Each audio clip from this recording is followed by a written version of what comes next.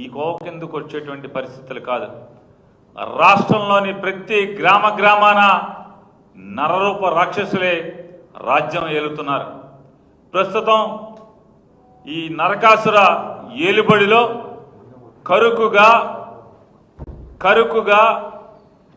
నిటారుగా రౌడీ మూకలను, ఆడపిల్లలను చెరబట్టే కిరాతకులను, రాజకీయ ముసుగులేసుకొని హత్యలు ఘాతకాలు చేస్తున్నటువంటి సైకోగాళ్లను లేదా ఇట్లాంటి దుర్మార్గులందరికీ సింహ స్వప్నంలా ఉండాల్సినటువంటి కాకి చొక్కాను సింహ స్వప్నంలాగా ఈ కిరాతక మూకలకు సింహ స్వప్నంలాగా ఉండాల్సినటువంటి కాకి చొక్కాను నలిగిపోయిన శుతి మెత్తగా తయారు చేసి ప్రజల మాన ప్రాణాలకు ఈ రాష్ట్రంలో రక్షణ లేకుండా చేస్తున్నటువంటి నారా చంద్రబాబు నాయుడు గారి పరిపాలన చూస్తే ఇప్పటికే ప్రజల్లో ఏహ్యభావం మొదలైంది. నారా చంద్రబాబు నాయుడు గారు ముఖ్యమంత్రిగా ప్రమాణ స్వీకారం చేస్తూ పక్షపాతం కానీ, భయం కానీ, వివక్ష కానీ లేకుండా రాగద్వేషాలకు అతీతంగా పరిపాలన చేస్తాను అని చెప్పి దైవ సాక్షిగా ప్రమాణం చేస్తున్నానని చెప్పని నారా చంద్రబాబు నాయుడు గారు ప్రమాణం చేశారు. అంటే దేవుడు సాక్షిగా ప్రమాణం చేసినటువంటి నారా చంద్రబాబు నాయుడు గారు ఇవాళ గడచిన సంవత్సర కాలంగా అంటే దేవుడు సాక్షిగా ప్రమాణం చేసినటువంటి నారా చంద్రబాబు నాయుడు గారు ఇవాళ ఆయన చేస్తున్నటువంటి ఏలుబడి ఏ రీతిగా ఉందో మనం చూస్తున్నాం. అదే నోటితో ఆయన పచ్చిగా వైసీపీ వాళ్ళకి పనులు చేయబాకండి, ప్రభుత్వం నుంచి పథకాలు ఇవ్వకండి అని చెప్పి బరితెగించి మాట్లాడతాడు అదే నోటితో ఆయన. అలాగే భూస్థాపితం చేస్తాను జగన్మోహన్ రెడ్డిని అని మాట్లాడతాడు. వైఎస్ఆర్ కాంగ్రెస్ పార్టీని భూస్థాపితం చేస్తానంటాడు.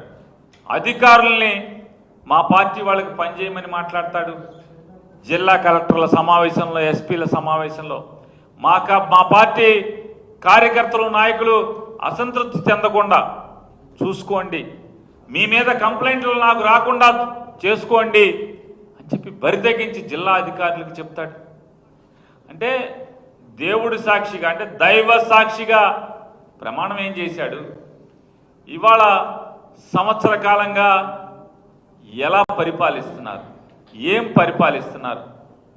ఇవాళ ప్రతిరోజు, ప్రతి వారం లేదా ప్రతిరోజు రాష్ట్రంలో ఏదో ఒక మూల ఏదో ఒక ఆడపిల్ల బలవుతున్నటువంటి పరిస్థితులు ఇవాళ ఈ రాష్ట్రంలో ఉన్నాయి. రాష్ట్రంలో ప్రతి వారం ఏదో ఒక ఊరిలో రాజకీయంగా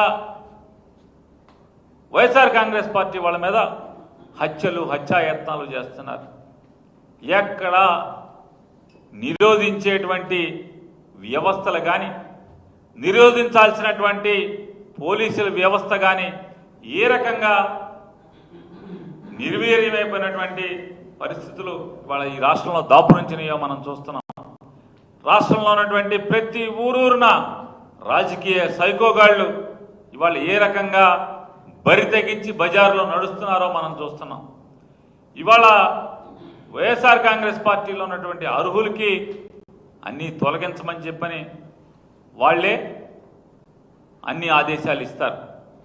అలాగే చంద్రబాబు నాయుడు గారికి వ్యతిరేకంగా లేదా వైఎస్ఆర్ కాంగ్రెస్ పార్టీ వాళ్ళు తెలుగుదేశం పార్టీకి లేదా ఆ నాయకులకి ఎవరు వ్యతిరేకంగా గట్టిగా పనిచేస్తున్నా అయితే దాడులు చేయండి, హింసించండి, భయపెట్టండి, ఊర్లోంచి పారిపోయేలాగా చేయండి, మీకు పోలీసులు అండగా ఉంటారు, లేదా ఆ పనులు కింద చేయలేకపోతే పైన నేను కేసులు కట్టిస్తాను పైనుంచి అని చెప్పని పైనుంచి ఈ రకమైనటువంటి ఏలుబడి చేస్తూ ఇవాళ రాష్ట్రంలో ఉన్నటువంటి వ్యవస్థలన్నీ కూడా నిర్వీర్యం చేస్తూ రాష్ట్రంలో ఏ వ్యవస్థ పోనీ ఏమన్నా పరిపాలన ప్రజలకు ఏమన్నా అందిస్తున్నావా? పోనీ వైఎస్ఆర్ కాంగ్రెస్ పార్టీ వాళ్ళని ఒక్కళ్ళ మాత్రమే వేధిస్తూ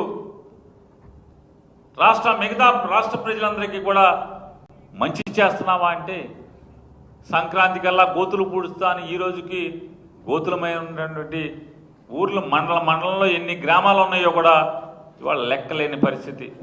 ఇవాళ అదొకటే కాదు, ఇవాళ చంద్రబాబు నాయుడు గారు ఈ రకమైనటువంటి ఏలుబడి చేస్తూ రాష్ట్రంలో కిరాతకాలకు ఎగదోస్తూ జరుగుతున్నటువంటి ఈ పరిపాలన, దానిలో ఆయన చెప్తాడు, ధూళిపాల నరేంద్ర కుమార్ గారు అని చెప్పని శాసనసభ్యులు ఆయన తన ట్విట్టర్లో ట్వీట్ చేస్తాడు, దళిత వ్యతిరేకి జగన్ అంటాడు. ఎవరు దళిత వ్యతిరేకి? ఎవరంటే చెప్పి అడుగుతున్నా. ఇవాళ ఆయన బండ్లమూడి బాబురావు మీద దారుణం చేశారు, అప్పుడు అందుకోసం అని చెప్పని ఇవాళ మన్నవ గ్రామంలో జరిగింది అని మాట్లాడతాడు. ధూళిపాల నరేంద్ర గారు గెలిచిన తర్వాత మినీ మహానాడు పెట్టుకున్నాడు. ఆ మినీ మహానాడులో ఆయన చిలక పలుకులు పలికాడు ధూళిపాల నరేంద్ర. ఆయన అంటాడు ఏమంటే, మనం గత విషయాలు అక్కడే మర్చిపోతే మీ మనుగడ కూడా ఉండదు, నాయకత్వానికే మనుగడ ఉండదు. అది మీరు మర్చిపోయిన రోజు మీతో నాకు కూడా పని లేదు. మీ నియోజకవర్గంలో అంటే మన్నవ గ్రామంలో జరిగింది, మన్నవ గ్రామస్తుల గురించి ఆయన మినీ మహానాడులో మాట్లాడాడు. మీ నియోజకవర్గంలో బాబురావు గారి మీద దాడి జరిగింది, ఆ రోజు మనం చాలా గందరగోళం చేశాం, ఎస్పీలతో మాట్లాడాం, కోర్టుల్లో కేసులు వేశాం, రకరకాలుగా చేశాం, జగన్ని అల్లరల్లరి చేశాం. కాబట్టి నేను కోరేది ఏంటంటే,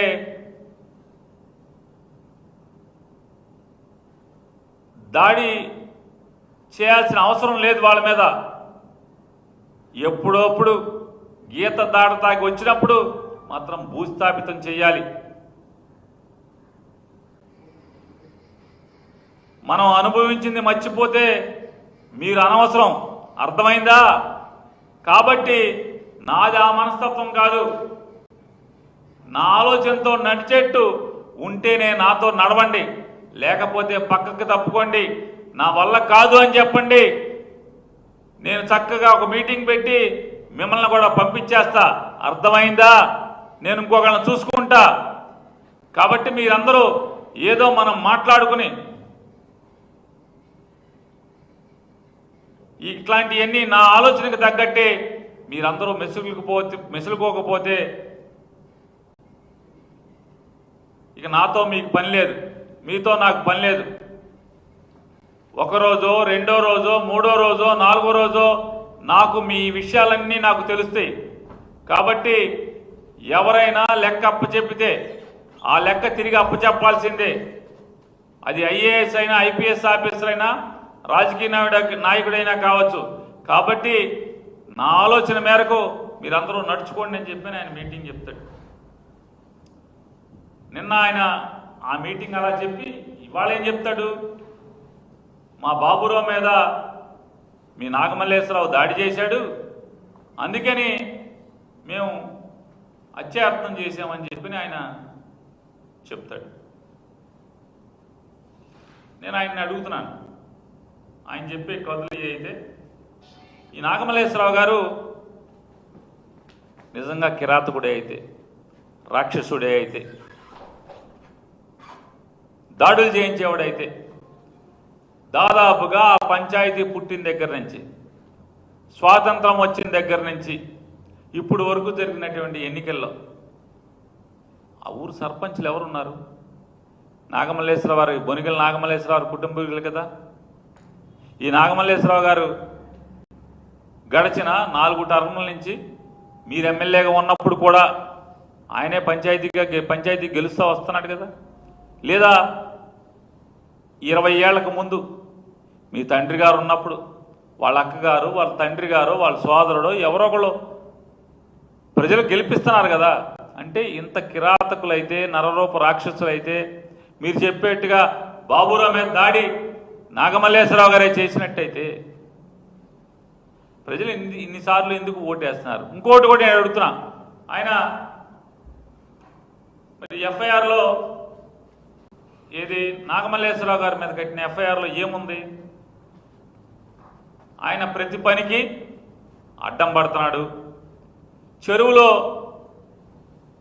మీ ఆదేశాల మేరకు అంటే ధూళిపాల నరేంద్ర గారి కనుసైగతో ఆ ఊర్లో ఉన్నటువంటి ఈ కేసులో ముద్దాయిలు ఎవరైతే ఉన్నారో అంటే కిరాతకంగా పాశవికంగా మనుషుల ముసుగులో తిరుగుతున్నటువంటి సైకోల్లాగా పట్టపగలు ఆ రకంగా దాడి చేసి మరి ఎందుకు అంటే చచ్చిపోయాడని వదిలేరు కాబట్టి వాళ్ళ హాస్పిటల్లో ఆయన చావు బతుకుల మధ్య కొట్టుఆడుతున్న పరిస్థితి ఉంది తప్పితే మామూలుగా వాళ్ళు చచ్చిపోయాడని వదిలేసి వెళ్ళారు తప్పితే అటువంటి కిరాతకం చేసినటువంటి వ్యక్తులు నీ కనుసైగతో ఆ ఊళ్ళో మన్నవ గ్రామంలో చెరువు మట్టి మొత్తం వ్యాపారం చేసే పరిస్థితులు జరుగుతుంటే ఈయన జిల్లా కలెక్టర్కి లేదా కోర్టుల్ని సంప్రదించి మీ సంపాదనని అడ్డుకున్నాడని లేదా ఇలాంటి మీ తప్పుడు పనులు ఏదైతే అడ్డగోలు అరాచకాలు అవినీతికి తెరలేపుతూ మీరు చేసినటువంటి తప్పుడు పనులన్నీ కూడా ఎక్కడెక్కడ అడ్డుకోవటమే నాగమల్లేశ్వరరావు చేసినటువంటి పాపంగా కాక మరేంటి అని నేను అడుగుతున్నాను. మరి నాగమల్లేశ్వరరావు గారు బాబురావు మీద దాడి చేసినాడు అయితే అనుకుంటే మరి వాస్తవంగా దాడి చేసిన వీళ్ళు ఆ రోజు 2019-24 మధ్యలో మీరు చెప్పేటువంటి బాబురావు గారి మీద ఇవాళ మీరు రెచ్చగొట్టి పంపించినటువంటి కిరాతకంగా పైశాచికంగా చచ్చిపోయాడని చెప్పి కొట్టి వదిలేసి వెళ్ళినటువంటి ఆ ముద్దాయిల యొక్క తండ్రి బాబురావు గారు లేదా అన్న బాబురావు గారు ఆ బాబురావు గారి మీద దాడి చేసి కొట్టుతంటే ఆ రోజు అడ్డుపడింది ఎవరు? ఆ గ్రామస్తులకు తెలీదా? ఆ రోజు నాగమల్లేశ్వరరావు గారు కనుక అడ్డుపడి ఆపకపోతే ఇవాళ ఊర్లో అందరూ మాట్లాడేటువంటి పరిస్థితులు. ఆ రోజు బాబురావుని కాపాడి ప్రాణం మీదకి తెచ్చుకున్నాడు రైడు. వీడన్నీ మంచి మంచి అంటాడు ఈ నాగమల్లేశ్వరరావు గారు ఎందుకని చెప్పని ఊళ్ళో వాళ్ళు తిడుతున్నారు. ఏమైంది వీడు మంచి నాగమల్లేశ్వరరావు మంచి ఏమైంది? ఆ రోజు కొంతమంది అంటే కొట్టే ప్రయత్నం చేస్తుంటే అడ్డం పడి మీద పడి అతన్ని కాపాడి అతనికి ప్రాణాలకు ఇబ్బంది జరగకుండా కాపాడినాడు నాగమల్లేశ్వరరావు. అయితే అతని మీద దాడి చేసిన వాళ్ళందరూ వాళ్ళు ఎక్కడున్నారు? ధూళిపాల నరేంద్ర గారు నీ వెనకాల తిరుగుతున్నారు కదా, నీ పచ్చ జెండా మోస్తున్నారు కదా. ఆ రోజు ముద్దాయిలందరూ నాగమల్లేశ్వరరావు తప్పితే ఆ కేసులో ఉన్న వాళ్ళందరూ ఎక్కడున్నారు? ఇవాళ ఆ ముద్దాయిలందరూ ఎక్కడున్నారు? మీ వెనక బాబురావు గారి మీద దాడి చేశారని చెప్పని ఓకే దుఃఖాలు పోతున్నావు కదా, ఆ దుఃఖాలు నువ్వు దుఃఖాలు పోయే దుఃఖాలకి బాబురావు గారి మీద దాడి చేసిన ముద్దాయిలందరూ ఎక్కడున్నారు? నీకు చెంచాగిరి చేయట్లేదా? నీ జెండా మోయట్లేదా? నీకు జిందాబాదులు జైలు కొడతా నీ వెనకాల తిరుగుతున్నారు కదా. ఇవాళ ఈయన మంచి పద్ధతి కౌలు చెప్తున్నాడు ధూళిపాల నరేంద్ర గారు. మీకు అలవాటు అయిపోయిందని అక్కడ ఉన్నటువంటి ప్రతి ఒక్కరూ చెప్తున్నారు. మీకు ఎక్కడ రాజకీయంగా గ్రిప్పు దొరకట్లేదు, ఎక్కడైతే మీకు రాజకీయ పలుకుబడి దొరకట్లేదు. ఇవాళ మన్నవ గ్రామంలో జరిగినటువంటి ఈ కిరాతకం ఈ ఘాతకానికి కారణం ఏంటి? ఆ మన్నవ గ్రామం ఎంత మీరు 164 సీట్లు గెలిచినా కూడా ఆ మన్నవ గ్రామంలో వైఎస్ఆర్ కాంగ్రెస్ పార్టీకి మెజారిటీ వచ్చిన మాట వాస్తవమా అవునా కాదా?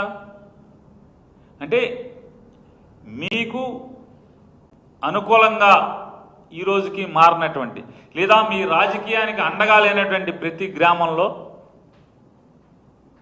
చీలకొట్టడం, ఫ్యాక్షన్లను ప్రోత్సహించడం, హత్యాయత్నాలు చేయటం, హత్యలు చేయించడం, తద్వారా గ్రామాన్ని ముక్కలు ముక్కలుగా చేయటం, లబ్ధి పొందటం, టీడీపీకి మెజారిటీ తెచ్చుకోవటం, మీకు మెజారిటీ తెచ్చుకోవటం, ఇదే కదా మీ ఎత్తుగడ, మీ ఆలోచన. మీ సరళి ఆ పొన్నూరు మండలంలో మన్నవ గ్రామానికి పక్కనే ఉన్నటువంటి వెల్లలూరులో చరిత్ర ఏం చెప్తుంది? వెల్లలూరు చరిత్ర ఏం చెప్తుంది? బండి వెంకటేశ్వర గారు జీవించే ఉన్నారు కదా. వెల్లలూరు చరిత్ర ఏం చెప్తుంది? 6 మటర్లు ఎందుకైనాయి? ఎవరి వల్లనైనాయి?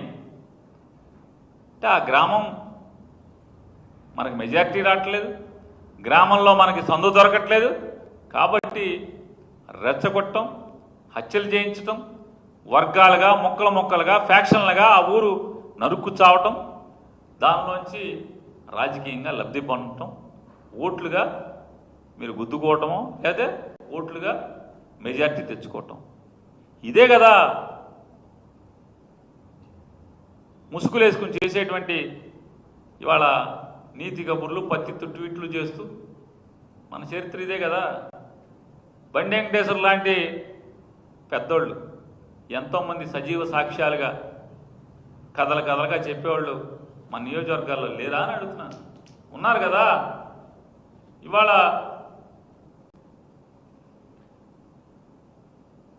ఇంత కిరాతకాలు చేస్తున్నటువంటి, దుర్మార్గాలు చేస్తున్నటువంటి నరరూప రాక్షస పాలన ఎప్పుడు పోతుందా అని చెప్పని ప్రజలు జపం చేసే పరిస్థితి. ఇవాళ ఈ రకమైనటువంటి తప్పుడు పరిపాలన ఇవాళ ఆయన చెప్తాడు అది జరిగింది ఇది జరిగిందని. ఒక్కసారి ఈ కిరాతకాన్ని ఒకసారి చూడండి. ఎంత పైశాచికంగా, ఎంత కిరాతకంగా మనుషుల ముసుగులో ఉన్నటువంటి రాక్షస ప్రవృత్తి కలిగినటువంటి ఈ సైకోగాళ్ళు ఎంత కిరాతకంగా ఉన్నారో ఒకసారి చూడండి.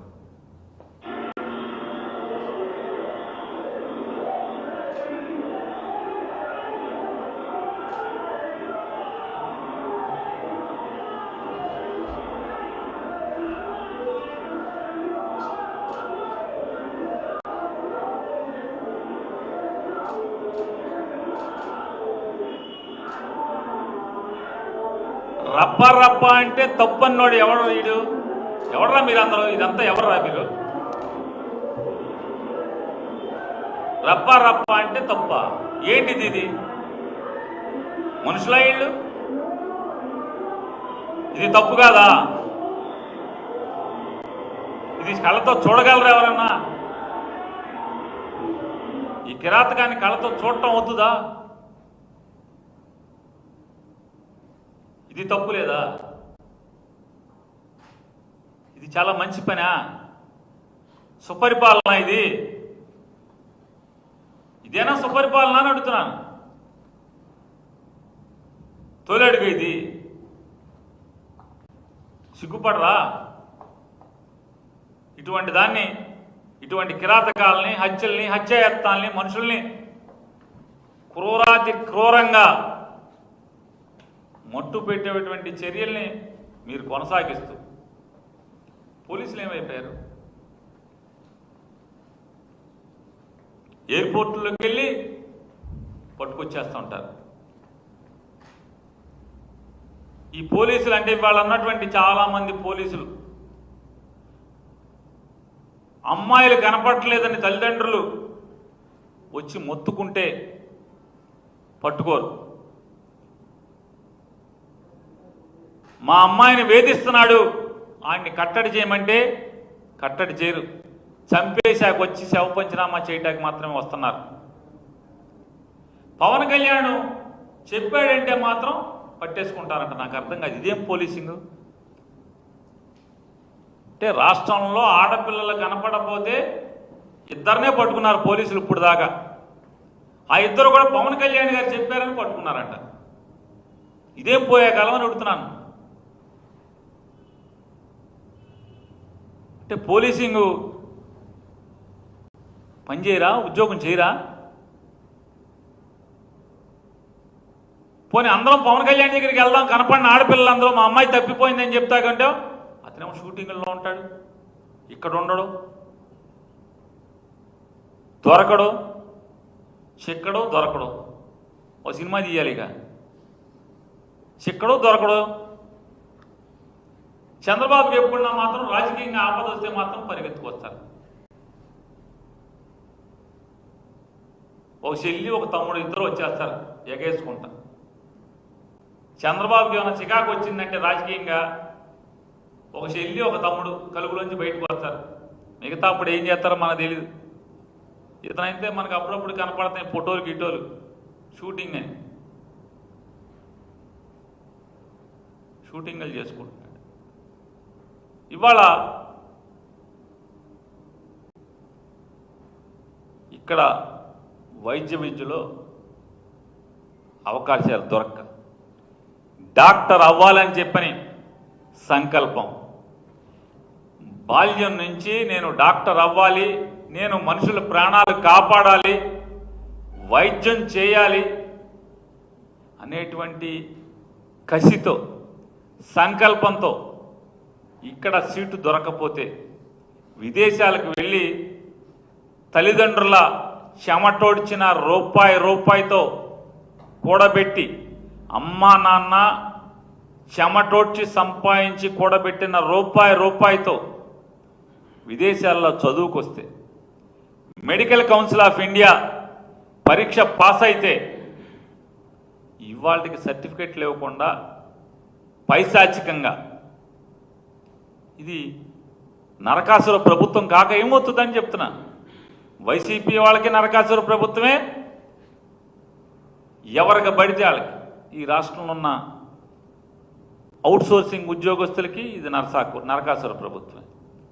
ఎన్నికల ముందు ఉద్యోగస్తులకి అరచేతిలో వైకుంఠం చూపించినటువంటి ఈ ప్రభుత్వం, ఆ రోజున్నటువంటి రాజకీయ శక్తులు ఇవాళ ప్రభుత్వాన్ని నడుపుతూ వాళ్ళకి డిఏలు ఎవరు, లేదా వాళ్ళకి పిఆర్సీని కాన్స్టిట్యూట్ చేయరు, ఐఆర్ ఎవరు, ఇంకేమన్నా ఉంటే ట్రాన్స్ఫర్లు, వేధింపులు, సస్పెండ్లు ఇవాళ గాలిలో పెడతాం. కొత్త పొగడలు భారతదేశంలో ఎక్కడ ఈ నరకాసుర పాలనలో తప్పితే ఎక్కడా చూడం. ఆడికి ఉద్యోగం ఉండదు, ఎక్కడ జీతం రాదు. రోజు పొద్దున్నే డీజీపీ ఆఫీసులో కూడా కొంతమందిని వేశారు, ఐపీఎస్ఎల్ని లేదా డిఎస్పీలని, గ్రూప్ 1 ఆఫీసర్ని.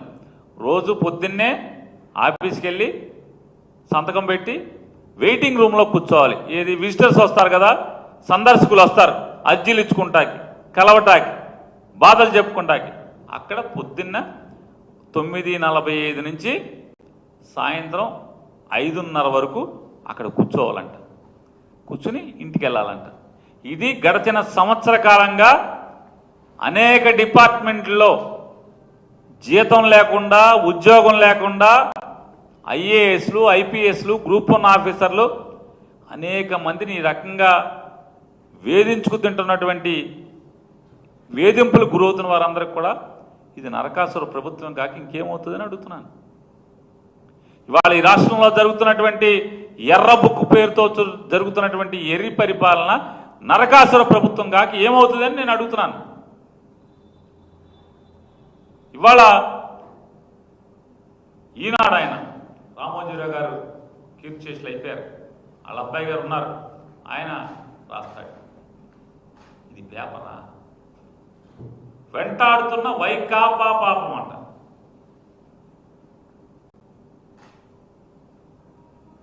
నాడు తప్పుల తడకగా హౌస్ హోల్డ్ మ్యాపింగ్, పథకాలకు దూరమై లక్షల కుటుంబాల అవస్థలు, కూటమి ప్రభుత్వంలో సరిచేయాలంటూ వేడుకోలు, సుపరిపాలనలో తొల్లెడుగులో నేతలకు వినతులు. అసలు మీ పాపం ఏం మూట కట్టుకెళ్తున్నారు ఏంటి అసలు?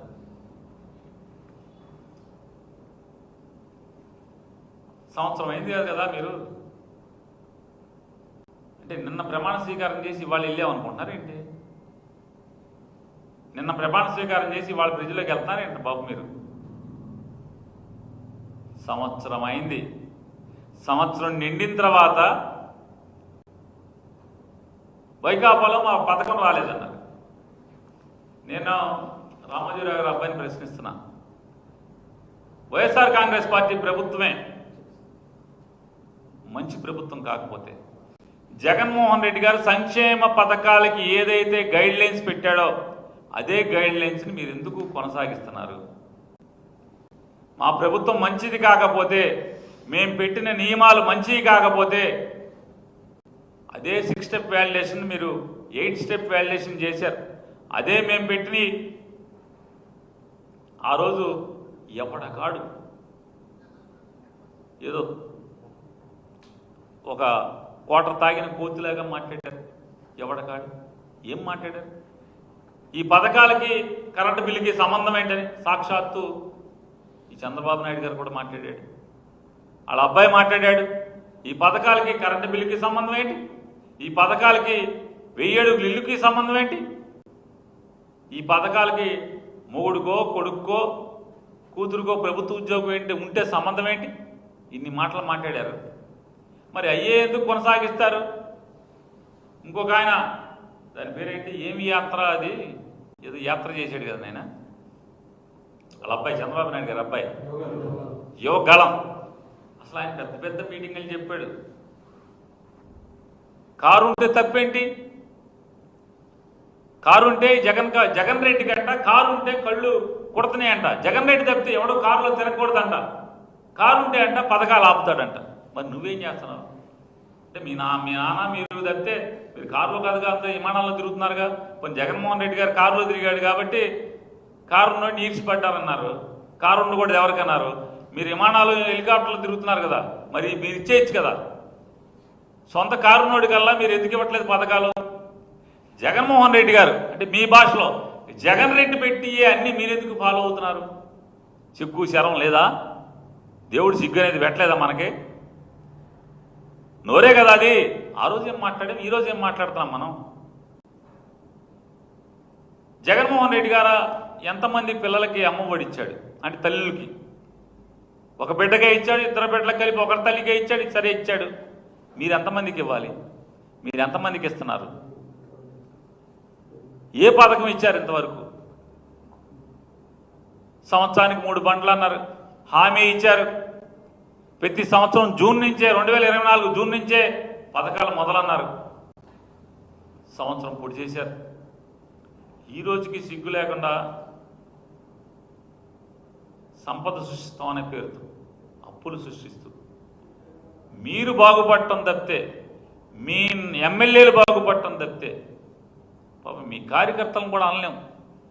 మీ ఎమ్మెల్యేలకి తొత్తులుగా ఉన్నటువంటి కార్యకర్తలు బాగుపడటం తప్పితే ఎవడ బాగుపడ్డాడు ఈ రాష్ట్రంలో?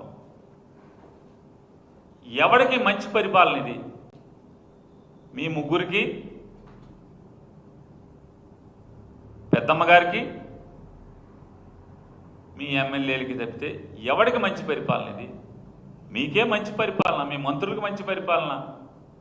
ఎమ్మకొట్టుడు కొడుతున్నారు. రామజీరావు గారు అబ్బాయి గారు ఏదో చెప్తావు కదా, మీ విలేఖన బాజారంటే తెలుగుదేశం వాళ్ళు చూడండి. నిన్న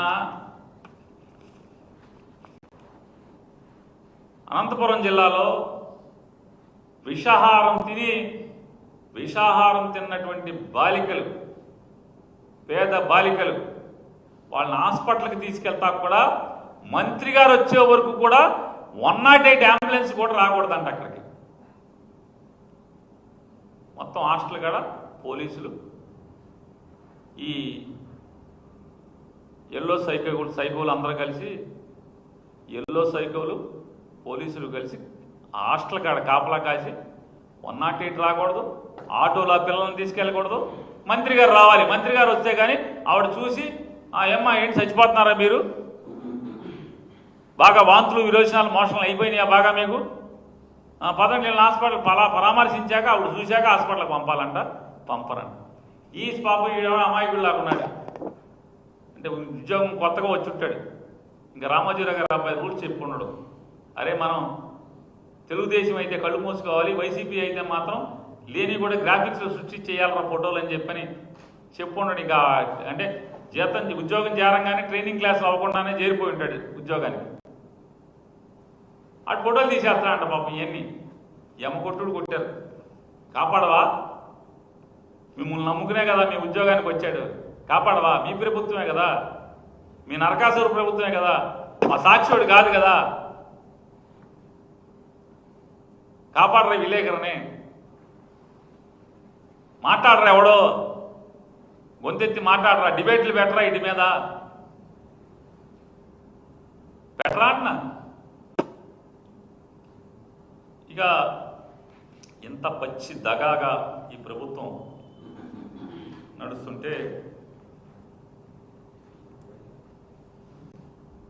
మన పవన్ కళ్యాణ్ గారు వచ్చేసారు నిన్న చానాళ్ళ తర్వాత.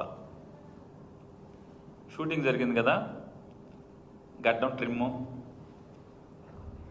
జుట్టుకు రంగు, మొన్న ఎప్పుడో ఆ షూటింగ్ బట్టలతో వచ్చేసినట్టున్నా టక్కు ఎక్కువ చేసిన అయిపోయింది, ఇవాళ మార్చుకుని వచ్చినట్టున్నారు. ఆయన మాట్లాడతాడు, ఏం మాట్లాడతారు ఆయన? నన్ను రెచ్చగొట్టబాకండి, సినిమా డైలాగులు చెప్పబాకండి. అసలు రోజు మన జీవితమే సినిమా డైలాగులు. సినిమాల్లో చెప్తే పర్లా, అక్కడేమో టేకుల మీద టేకులు తింటాం, ఇక్కడ మాత్రం గబగబా చూసుకుని చదివేస్తాం సినిమా డైలాగులు.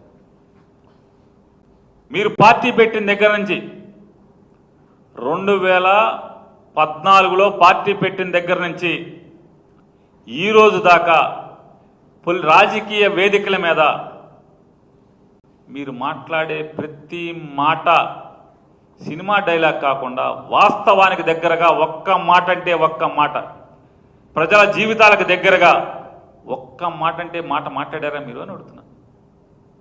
ఈయనంట ఉద్యోగం చేసుకుంటాడంట, కరెక్ట్గా చెప్పాడు. ఆయన ఉద్యోగం ఏంటి? సినిమా నటుడు, నటించుకున్నాడు, మనకే తెలియలే.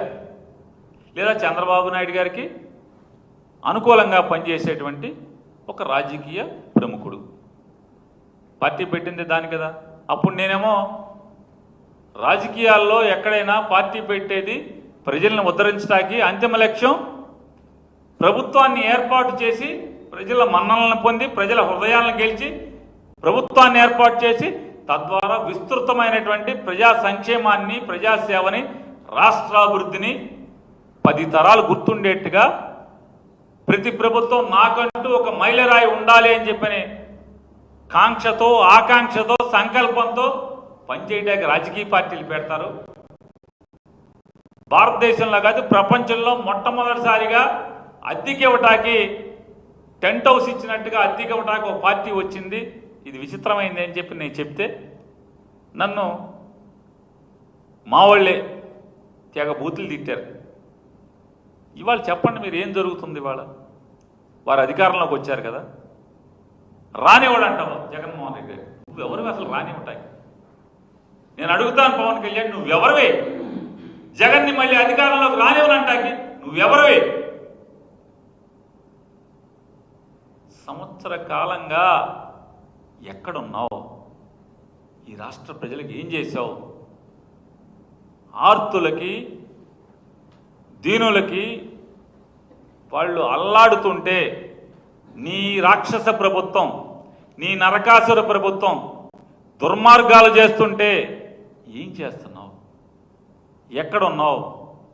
బయటికి రావు. చంద్రబాబు కోసం మాత్రమే బయటకు వస్తావు. ఆయన మీరు 2019లో కూడా చెప్పారు ఇట్లాగే, జగన్ రాడు, రానివ్వను, ఇది నా శాసనం. ఈ సినిమా డైలాగ్ కదా, తమరేగా మాట్లాడింది. వచ్చిందా రాలేదా? అంతిమంగా ఈ రాష్ట్ర ప్రజలు మాత్రమే న్యాయ నిర్ణేతలు. జగన్ని తేవాలన్నా, ఆపాలన్నా, చంద్రబాబుని పాతాళానికి తొక్కాలన్నా, సీటులో కూర్చోబెట్టాలన్నా ఈ రాష్ట్ర ప్రజలదే అంతిమ నిర్ణయం తప్పితే నీకులాగా, నాకులాగా ఈ రాష్ట్రంలో ఉన్నటువంటి ఏ గొట్టాంది పాత్ర ఉండదనేది నువ్వు నేను తెలుసుకుంటే మంచిదని చెప్పినది కూడా ఆయనకి చెప్తూ, ఆయన ఏంటంట, ఆయనకి దమ్ము, గుండెల్లో ధైర్యం ఉందంట, ఆయనలో ఉన్న వేడి చల్లారిందంట, ఆయన ఉద్యోగం ఆయన చేసుకుంటున్నా అంట, రెచ్చగొట్టకూడదంట ఆయన్ని. ఎవరు రెచ్చగొట్టాడు? సుగాలి ప్రీతి గారు ఏమైపోయారు? ఏం చెప్పారు మీరు? వాడుకోవటమేనా రాజకీయం కోసం? అంటే ఒక పసిపిల్ల అదృశ్యమై మరణించిందా లేదా తెలియక కొట్టుముట్టాడుతున్నటువంటి ఒక తల్లి కన్నీరును కూడా రాజకీయాలకు వాడుకునేటువంటి వాడిని ఏమంటారు? మీరే ఎత్తుకోండి డిక్షనరీలో, నేనేమన్నా మీకు గుర్తు చేస్తున్నా. ఏమయ్యారు? ఏం చేశారు? ఆ ఉద్యోగం మీద ఉన్నారా? పోనీ అది ఎప్పుడు జరిగింది? మీ ప్రభుత్వంలో చంద్రబాబు నాయుడు గారు మీరు కలిసి ఏలుబడి చేస్తుండగా 2017లోనో 16లోనో జరిగితే జగన్మోహన్ రెడ్డి గారికి ఆపాదించి జగన్ మీద ఆ విషం చిమ్మి మీరు ఇన్ని మాటలు మాట్లాడారు. ఏమైంది? అది ఒకటే కాదు, ఇవాళ ఆయన అంటాడు పీకల కోస్తాం. ఎవడన్నాడు పీకల కోస్తామని? జగన్ గారు అన్నాడా పీకల కోస్తామని? ఎవరు ఇవాళ పీకలు కోస్తున్నది ఎవరు? ఎవరు ఏలుబడిలో పీకలు తెగుతున్నాయి? ఇవాళ కిరాతకంగా నరరూపు రాక్షసుల్లాగా నీ పచ్చ సైకోలందరూ కూడా తెగబడుతుంటే కనపడదా? రాజా ది గ్రేట్ సినిమాల హీరోలాగా ఉంటాం మనము. ఏమో సార్, నాకు కనపడదు సార్, కనపడదు, వినపడదు. పోనీ మీ కార్యకర్తలన్నా చూసుకుంటున్నావా? నీ జెండా మోసిన కార్యకర్తల్ని నీ కోసం అహోరాత్రులు మోటార్ సైకిళ్ళు తాకట్టు పెట్టి తల్లిదండ్రులకు చెప్పకుండా వేలు లక్షలు ఖర్చు పెట్టి నాశనం అయిపోయినటువంటి కార్యకర్తలను ఏమన్నా చూస్తున్నావా? ఎవరిని చూస్తున్నావు? ఎవరిని ఉద్దేశిస్తున్నావు అంటున్నా. ఏదో హెలికాప్టర్ మేము ఎక్కించుకోలేదని ఏడుస్తున్నామని మళ్ళీ ఏదో డైలాగ్ చెప్పడం తప్పితే, మీరు మీ ఫ్యామిలీ మీ పిల్లలు ఎక్కి తిరగటం తప్పితే ఏముంది? ఎవరిని చూస్తున్నారని అడుగుతున్నాను. మళ్ళీ చెప్తాడు ఆయన, నారా చంద్రబాబు నాయుడు గారికి అనుభవం ఉంది, ఈ ఆర్థిక వ్యవస్థను ఆయన మాత్రమే నడపగలడు, నాకు నడపటం చేత కాదు, నాకు పోరాటం చేత. ఓ అబ్బా, చాలా పోరాటం చేస్తున్నాం సంవత్సరం నుంచి. ఏం పోరాటం చేస్తున్నాం? కాదు సార్, పవన్ కళ్యాణ్ గారు ఏం పోరాటం చేశారు? ఏ వ్యవస్థ మీద? ఎన్నొద్దు, మీరు మంత్రి, పంచాయతీరాజ్ శాఖ, గ్రామీణ అభివృద్ధి శాఖ, ఈ రెండింటికి మీరే కదా, మీరు మంత్రి కదా. మీరు మంత్రిగా ఉన్నటువంటి ఆ శాఖలో ఏ రోజన్నా ఆ శాఖలో విషయాలను ఏమన్నా పట్టించుకున్నారా మీరు? ఆ శాఖ గురించి సమీక్ష చేశారా కనీసం? పర్యావరణం కూడా మీరే కదా. ఏం సమీక్ష చేశారని అడుగుతున్నాను. ఎక్కడ చేశారు? ఇవాళ సంవత్సర కాలంగా పంచాయతీలకు రావాల్సినటువంటి 2 క్వార్టర్లు కేంద్ర ప్రభుత్వం రిలీజ్ చేస్తే 15వ ఆర్థిక సంఘం నిధులు 1 క్వార్టర్ 1600 చిల్లర, 1 క్వార్టర్ 1100 చిల్లర, అంటే వెరసి 2700 నుంచి 2800 కోట్ల రూపాయల్ని నీ నరకాసుర ప్రభుత్వం, నీ సైకో ప్రభుత్వం అడ్డగోలుగా వాడుకుంటే జమ చేయకుండా పోరాటం చేశారా? నీ ప్రభుత్వం మీదే నోరు చేర్చి అడిగారా? ఆఖరికి పంచాయతీ సాధారణ నిధులు అంటే పంచాయతీలో ఉండేటువంటి కాపరాలు ఉండేటువంటి వారు చెల్లించినటువంటి ఇంటి పన్ను ద్వారానో ఇంకొక ద్వారానో లేదా ఇసుక సేనరేజ్ ద్వారా వచ్చినటువంటి పంచాయతీ జనరల్ ఫండ్ సంవత్సరం నుంచి ఖాతాలు మొత్తం సీజ్ చేసి అట్టి పెడితే, సిఎఫ్ఎంఎస్ ఖాతాలన్నీ కూడా సీజ్ చేస్తే మీరు పోరాడారా? మీరు మాట్లాడారా? ఒక్కరోజన్నా ఏ పంచాయతీ సర్పంచ్ ఒక్కడన్నా మా పార్టీ వద్దు, నీ జెండా మోసిన సర్పంచులు ఉన్నారు కదా, ఆయనన్నా ఒక్కడన్నా పిలిచి ఏంట్రా అసలు ఏం జరుగుతుందా సర్పంచ్, మన ప్రభుత్వం బాగుందా, నిజంగానే మంచి పరిపాలన, ఒక్క సర్పంచ్ని కానీ ఒక్క ఎంపీటీసీ మెంబర్ కానీ ఒక్క జడ్పీటీసీని కానీ ఒక్కళ్ళంటే ఒక్కళ్ళన్నా కనీసం అసగనుకున్నారా? సివిల్ సప్లైస్ పరిపాలన మీ దగ్గరే ఉంది కదా, మీ శాఖ. ఇవాళ ఏం జరుగుతుంది రాష్ట్రంలో? నిన్న తిరుపతిలో చూశారు, తేపకి అంటే మనిషికి అంటే కేజీకి 280 గ్రాములు తొక్కేస్తుంటే మింగేస్తుంటే పందికొక్కుల్లాగా మేసేస్తంటే ఏ నీ శాఖ ఇది? పాపం ఆవిడెవరో ఆడపిల్ల కాబట్టి ఆవిడ శాఖ లాక్కుంటానంటావు, మాట మాట్లాడితే హోంశాఖ నేను లాక్కుంటానంటావు. సివిల్ సప్లై శాఖ నీ చేతిలోనే ఉంది కదా. రాష్ట్రంలో మేమున్నప్పుడు ఏమన్నా బస్తాల్లోనో లేకపోతే చిన్న చిన్న మోపెడ్ల మీద దొరికేయం మామూలు బియ్యం. ఇవాళ షిప్పులు దొరికేస్తున్నాయి కదా నీ గవర్నమెంట్లో. ఈ రోజుకి ఆగట్లేదు కదా. రాష్ట్ర వ్యాప్తంగా ఉన్నటువంటి